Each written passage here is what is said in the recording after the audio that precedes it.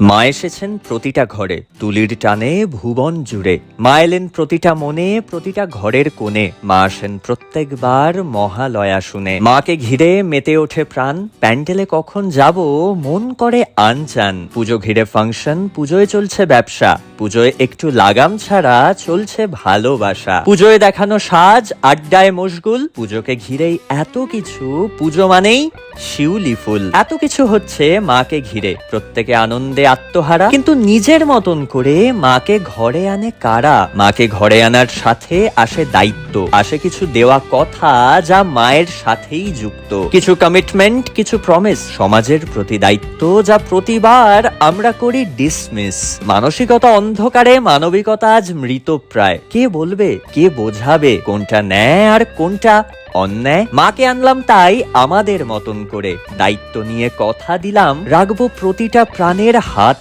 ধরে। পরিবর্তন চিকিৎসা, শিক্ষা বা গদির নয়, পরিবর্তন যেন প্রতিটা মানসিকতার হয়। এই কথা মনে রেখেই আনলাম আমরা মাকে। তোমাদের পাশে চাই নিঃস্বার্থভাবে, চাই সেই স্বচ্ছ মানসিকতাকে।